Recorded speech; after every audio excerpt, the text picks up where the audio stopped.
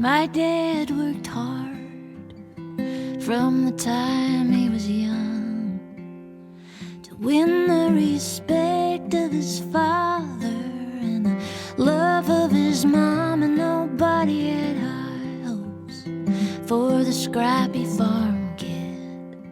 But nobody loved a challenge like my old man did. So with his hands and his sweat, with a hammer and a cigarette, long hours in the hot sun, he built a foundation, late for dinner every night, a sunburn and an appetite. In the end he made out all right, with 3 kids and a frugal wife.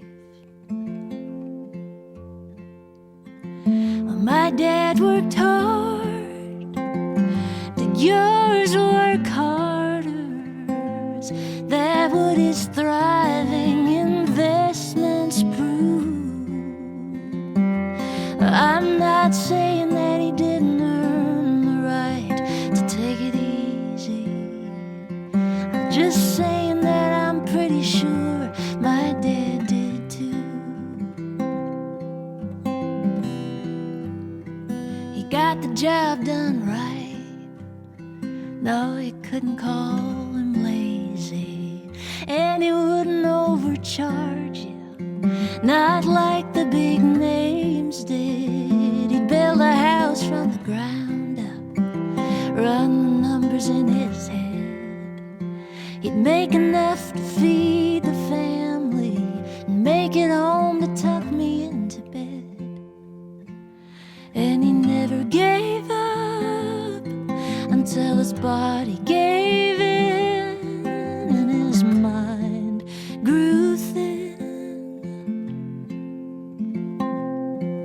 And you never can tell how time will treat you. She's a great deceiver.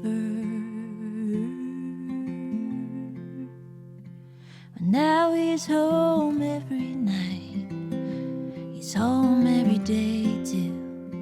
He needs help getting out of his chair and can't remember how to tie his shoes. I've been looking for the safety net, the one that's supposed to catch him when we can't afford the care he needs. And he worked his whole goddamn life. My dad worked hard, did yours work harder? Is that what a comfortable retirement proves? Now I'm not saying that he didn't earn the right to take it easy. I'm just saying that I'm pretty sure my dad did too.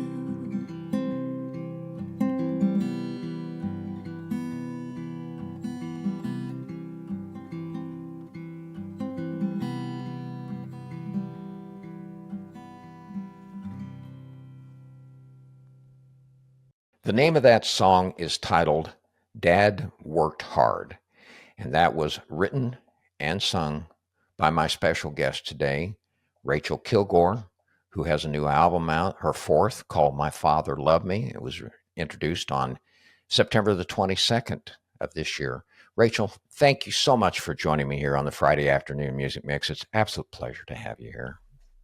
Thank you so much for inviting me. I received your album back in the fall from your radio promoter, and I fell in love with the music and your voice. I hate to admit it, but I had not heard of you until I received your album. You were raw with this. This is very, very personal album for you. Tell me a little bit about what inspired you to come out with a complete album about it. The song we just heard was the first one I ever wrote, the only one that I wrote while my dad was alive. He had dementia for the last few years of his life. That song specifically came out of just this heartbreaking understanding that end-of-life care in our country is really determined by the wealth that one accrues in a lifetime. and knowing that despite my dad's hard work as a self-employed contractor, wealth was not one of the rewards that he reaped.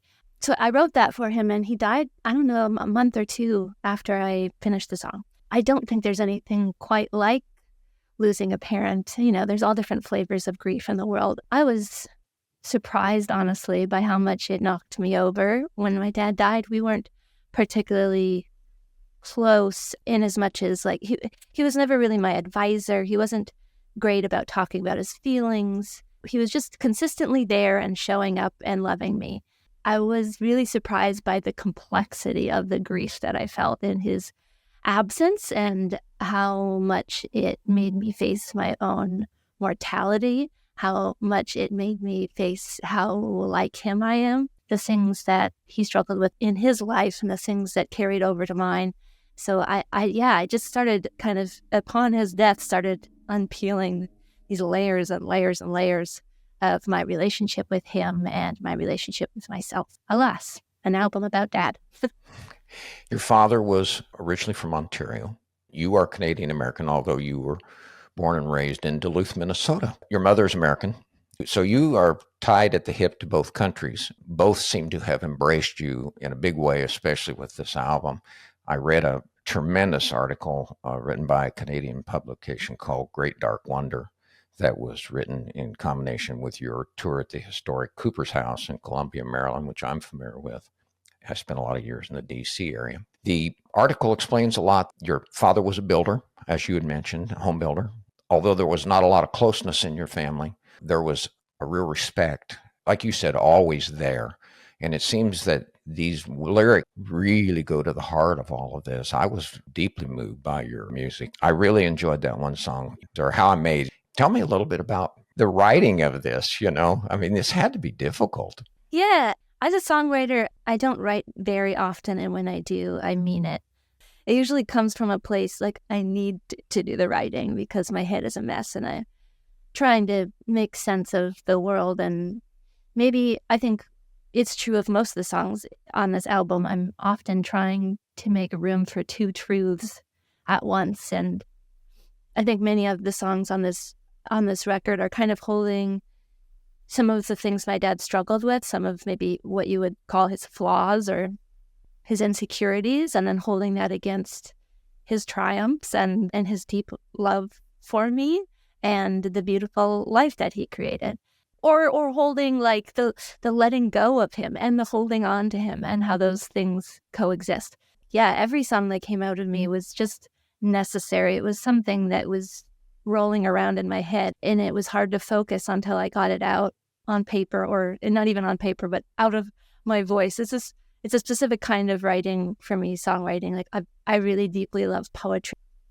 It feels like a very special gift to me personally to have this way of processing the world and not only using language to describe it, but sound and specifically the human voice. Like it feels so closely tied to my emotional center, or like it's the closest, singing is the closest thing I can think of to crying or laughing. Like it's just, comes out of this deep well of me. And often the songs come out, over the repetition of a melody, and the words come together, and I will just lose it at the kitchen table because somehow the right words came out of me, and I don't really know where they came from, but I guess I needed to hear that.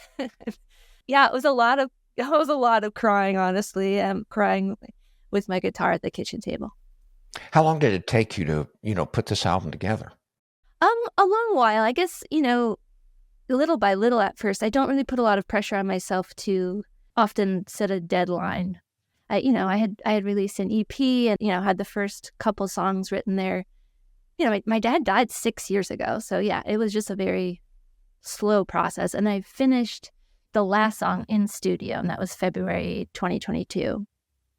So yeah, just a few months later, and then I'd have something else that would come up that I needed to process. Oh, it looks like I need to think about his cremation. It looks like, just a new thought would come into my head and kind of haunt me until a song came out. The last one being, like you said, How I Was Made, which was, an important track about my parents' marriage and how that shaped me and my understanding of my adult relationships going forward and love and all of that, which was a very hard song to put together. And pull out of me. Yeah. A long, slow process without any rush. That song, How It Was Made, is my favorite on the album, but let's do a second song from the album if we could. And this talks a little bit about your dad's place of birth. It's titled Ontario.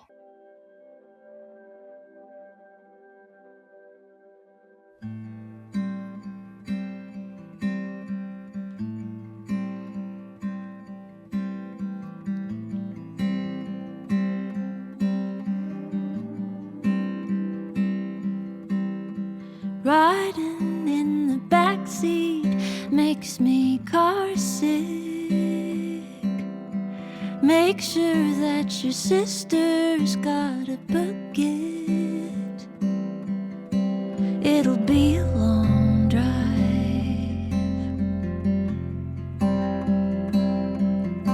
to your father's side of the border. Superior, Lake Michigan, and Erie. An annual pilgrimage to prove our place in the family. Stop at the Big Boy in Marquette. Can I get a root beer? Are we there yet? Send a postcard from Christmas.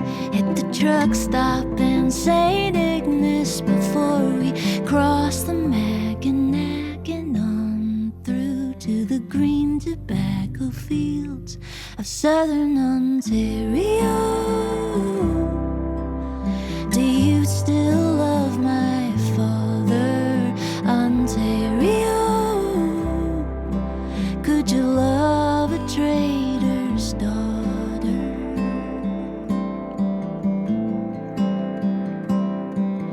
Bowling 5-pin at the alley on the corner.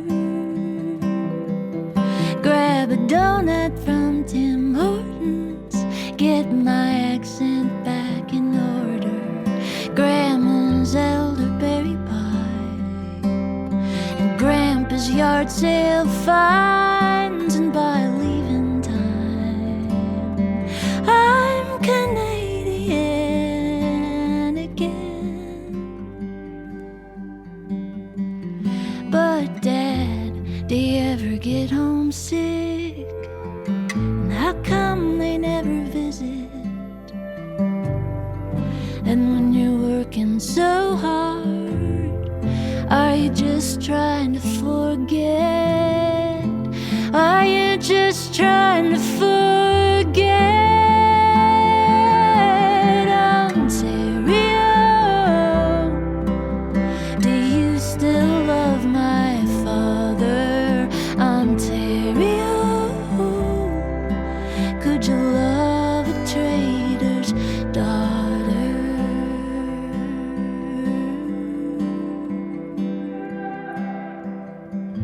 Driving through the night when I was older, it was my turn at the wheel, but Dad said move on over, getting back. So I sat and thought about how easily he falls asleep when he's reading, watching TV. Is it safe to shut my eyes? Oh God.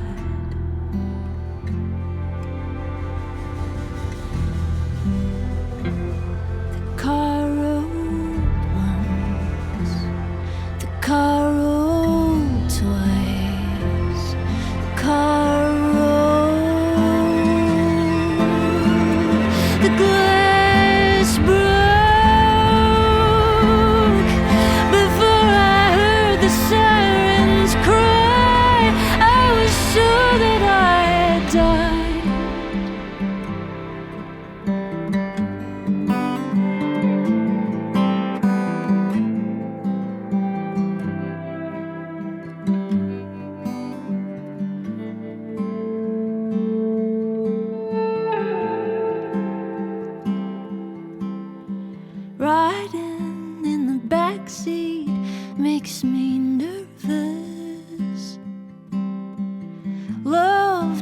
bring it up, it isn't worth it. You gotta bury it deep, bury it deep, bury it, bury it deep, bury it deep, bury it, bury it deep, bury it deep, bury it deep. Like your dad does, bury it deep, bury it deep, bury it, bury it deep, bury it deep, bury it, bury it deep, bury it deep, bury it deep. Like your dad does.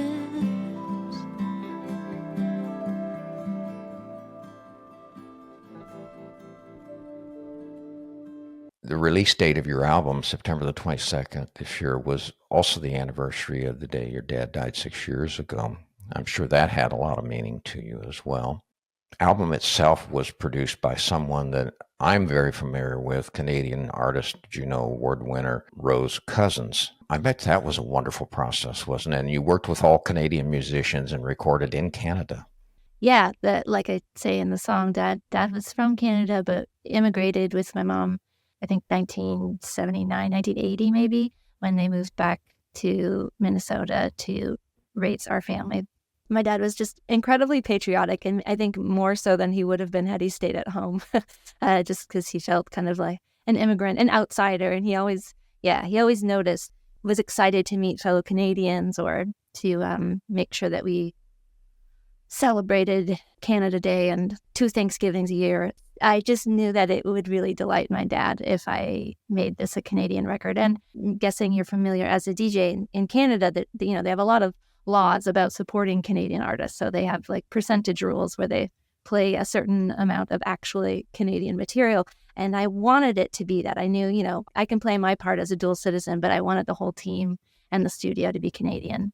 Yeah, Rose was fantastic at connecting me with basically all the best, the greatest all-stars of Canada's music scene. Some great musicians on your album, aren't there? Yeah, she gathered the whole team and the studio, and that's not exclusively why I hired her. It was handy that she was Canadian, but yeah, I think Rose has always, forever and ever, had a very strong and true voice musically and just as a person. I think she sounds like herself. That self has evolved over time, but I think I really have always trusted her musically and as a human being. And I knew that she would have great ideas in the studio, and I knew also that she would deeply understand this project and the songwriting behind it and know how to protect that and to create a very intimate environment for recording and making these songs as beautiful as they could be. Wonderfully rewarding process for you, it sounds like. I enjoy her music and her voice as well. I've been following her for quite some time. Let's point out, too, that you have a great website, and that is Rachel Kilgour. And let me spell this. Rachel is Rachel, Kilgour, KILGOUR.com. She also has a wonderful Facebook presence at facebook.com/Rachel Kilgour Music. And her Instagram, probably one of the best of all, is instagram.com/Rachel Kilgour. I thought it was wonderful, Rachel. You've got some tremendous pictures in there that gives an idea of your family and growing up. Wonderful pictures of your mother and father and of you as a child. And the album cover I didn't mention also is very good, with you being superimposed as an adult with a picture of you and your father when you were a child. It's very moving. And let's point out, too, that most of her music, one of her seems to be favorite places, which is one of mine, too, is Bandcamp. And you can go to rachelkilgour.bandcamp.com, and you can listen to clips from all of her music and buy them there as well, if you'd like. So they're available at all the outlets, Apple Music, Amazon, CD Baby. You've gotten some really good write-ups, as I mentioned. Great Dark Wonder article was very good from the 1st of December. Rolling Stone has given you a great article. You also performed at the Kennedy Center, which is quite an honor in itself. Yeah, I've had quite a few. I had, when I was younger, won a contest, a new song contest, and I had quite a few opportunities open up from that. Got to play a little event at the Sundance Film Festival, and Yeah, I've been very fortunate to play those rooms. I mean, also, do they hold up against the like most beautiful, intimate spaces with people who are giving me their attention and heart and there's twinkly lights around? I don't know which is better, but I think I've been very fortunate. Let's point out, too, that you have 4 albums, which is the current album, My Father Loved Me, Game Changer, Rabbit in the Road. One of my favorites is the Whistleblower's Manifesto. I love that song, Whistleblower. That's really beautiful. Thanks. I haven't played it in a long while, actually. And there are more. I don't have them all up on the. Those are actually both Whistleblower's Manifesto and Game Changer are EPs. I have 2 other full length albums that I put out when I was younger. In my 20s, I was married and step parenting and just very much living a home centered life. And I wasn't touring or pursuing this as a career, but I put out 2 albums during that time. So. And one of them, I think, was called Will You Marry Me, wasn't it? Yeah, then followed by an album about divorce, yeah. Yeah.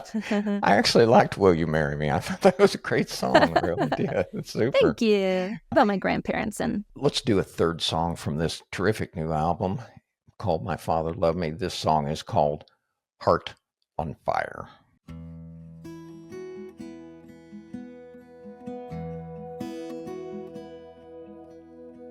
Tendon muscle bone when I'm alone. Sometimes I'll add up all the parts that made you whole, the flesh and cartilage, and all I know is if we go to worms or go to flames, it's all the same. It's just an end and a beginning. No one's lost and no one's winning. So light the funeral pyre. Heart literally on fire.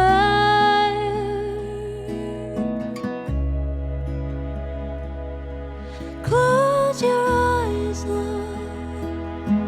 Say goodbye, love, and let it burn.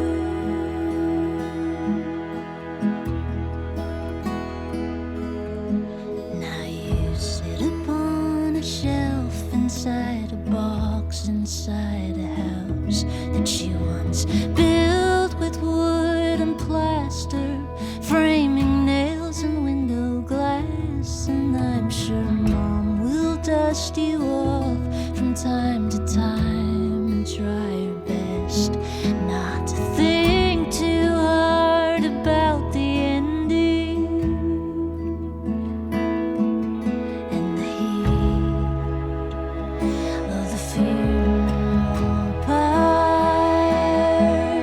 Your heart literally on fire.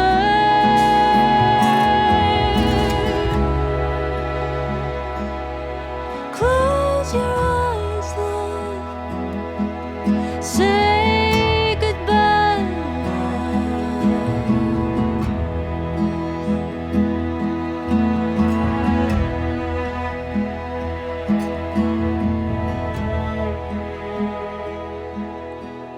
A temple turned to ashes. Myrtle returned to earth. Someday we'll sell the house, we'll move Mom out, and someone new will chop the wood and clean the gutters, run the dehumidifier. And a body's like a home, it's just a vessel overgrown with all the love that you put in it. Without borders, love's infinite.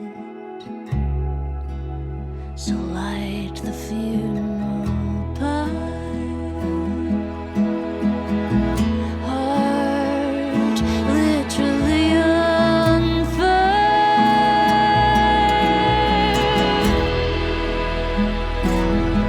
Close your eyes, love. Say goodbye,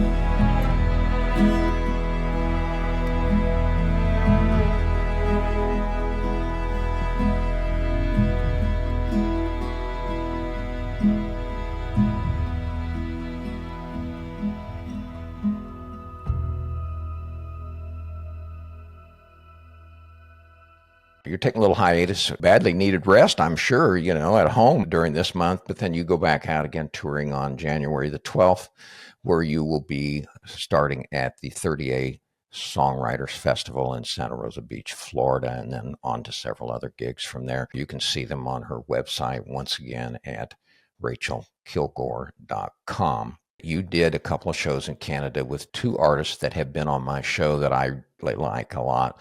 One of them was Madeline Roger. The second one was The Pears. I dearly love those three women and their music. They were such a hoot to have on the show. They're very funny. What's in the future, Rachel? Well, I feel very fully in this project still. I'm not working on anything new writing or recording wise, but I'm really looking forward to continuing to perform this. I've been just doing a fully thematic dad show. There's a tendency to just to play a show, mix her up, play some old songs, play some new songs. It's felt very special to do kind of almost a theatrical presentation, just like one woman show, ask these songs and stories about dad and kind of building this arc about the story of his life, making meaning out of this ordinary man's life. Started doing that in this last run I did this fall, but I am planning to be doing more shows coming the new year.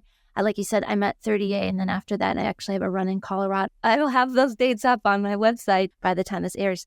Yeah, Colorado, and then I'm back in the Midwest and Ontario again, and really excited about presenting songs in a different way instead of just relying exclusively on name visibility or just people who are looking for a girl with a guitar and some songs. That this is come and have this experience where we think and talk about our relationships to dads and how they are sometimes full of longing.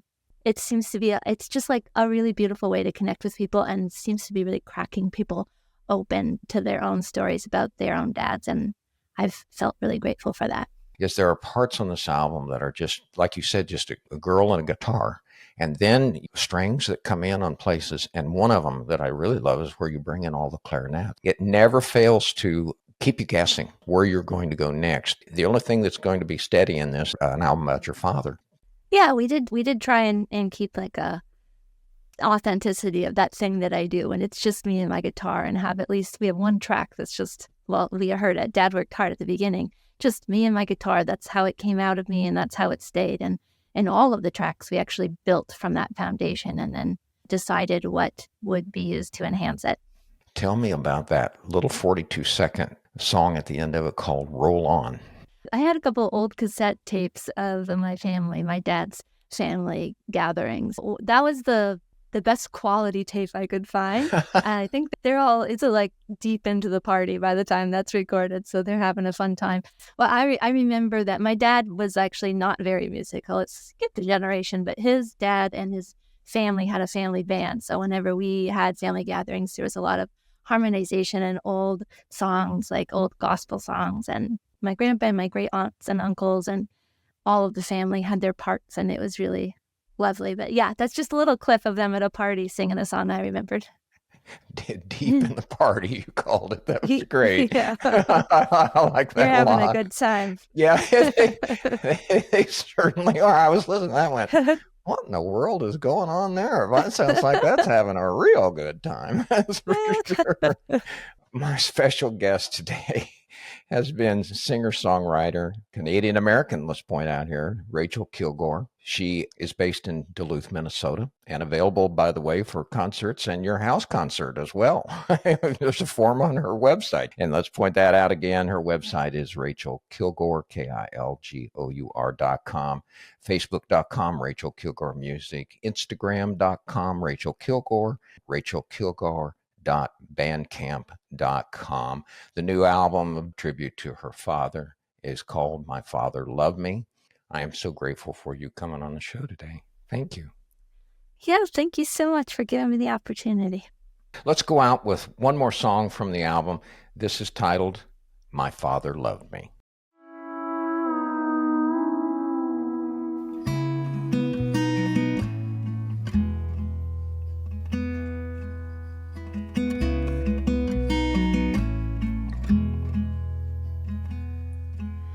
There's a sharp-looking man with a farmer's tan in my baby book.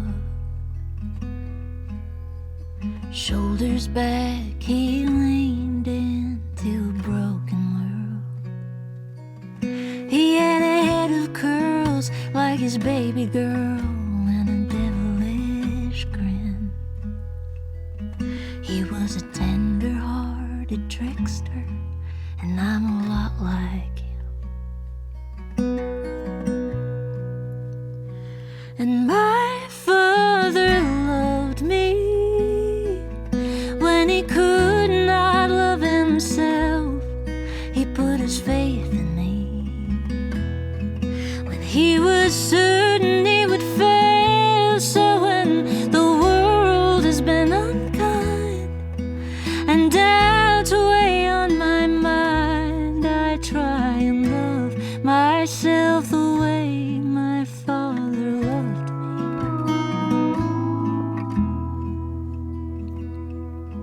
You won't say it out loud, you're far too proud, but it's plain to see how his demons follow you just like they follow me. Between the three of us, there's a lot of him. We got the good and bad, a steady hand and a habit of getting oh so sad. But our father loved us when he could not love himself. He put his faith in us when he was certain he would fail. So when the world has been unkind and doubts weigh on your mind, try and love yourself the way our Father loved us, like licorice and tobacco and spearmint gum. When the worry's coming for you, you better run, run, run.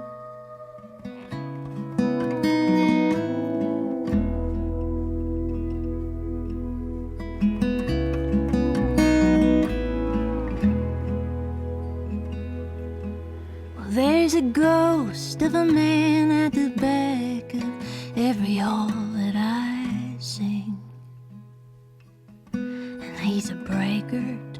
He claims his daughter could do anything. I wanna be just like him and nothing like him at the very same time.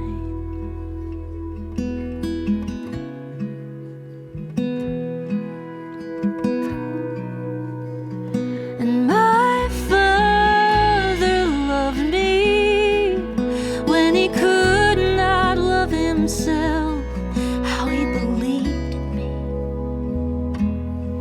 when he was certain he would fail. So when the world has been unkind and darkness weighs upon my mind, I try